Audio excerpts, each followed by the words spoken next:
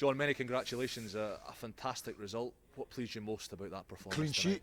sheet, heading the ball, both boxes, everything I talked about before the game, organisation, tactically spot on.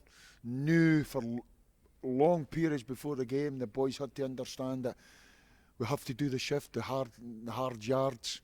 There'd be long periods of the game we wouldn't have the ball. That was the case. It's Glasgow Celtic we're playing against, and we always felt we could, if the delivery was right, we could maybe nick a goal with a set piece, and I'm absolutely delighted it's come to fruition. Defensively, there were so many players who maybe aren't necessarily renowned for their defensive attributes. People like Charlie Lacken, who we normally see maybe playing a bit further forward, maybe playing in a more attacking position and playing forward passes, who really rolled their sleeves up and dug in and helped you get that clean sheet. Yeah, and I think there's a number of reasons for that. One of the reasons is this is the first week that we've been on the big pitches. You know, since I've come here, we've been in the indoor arena, and we're so grateful and thankful for that. But now that the snow and the frost's cleared, we've been on the big pitches, and we've been going right into practice matches. And we played a practice match on Tuesday. I'm saying this is what roughly my team will be.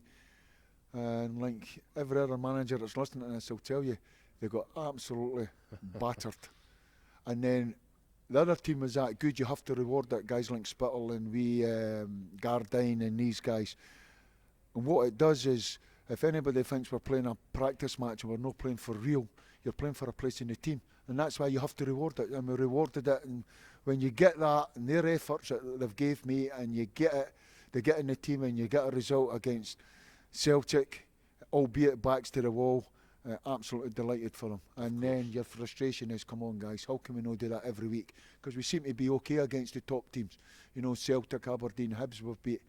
It's the teams round about us that we need to start beating and getting results. Yeah, I was going to say, John, you've put Hibs, Aberdeen and now Celtic to the sword since you've come in. You've beaten Hamilton Accies as well, a team round about you, but against some of the other sides lower down in the division, you've struggled. How important is finding that consistency and picking up points to take you away from the danger zone? Finding it, have you got it? If you've got it, you can pass it on to me. How much will you give me for Yeah, that? I know. Well, if you had it, honestly, you'd be a millionaire, because that's exactly my frustration since I've come.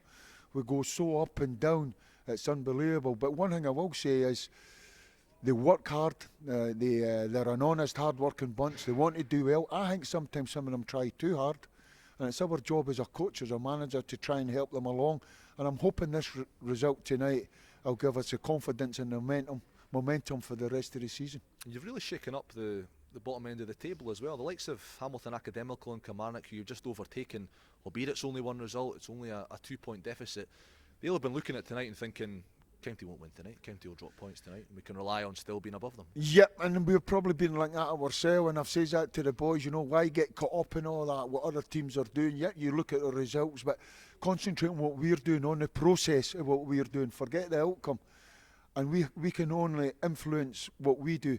And when I talk about influence, is win the games, and that's what we've done tonight. So if we can keep doing that for now to the end of the season, then we'll be okay. If no, then we're going to be right in the dogfight. So if they give me that effort and commitment, organisation, a real will, a desire, everything I've seen there, which had to be, rode our luck a little bit. I think Christy put one over the bar. I think Big Ross miskicked one. We got a bit lucky. Alec dribbling out.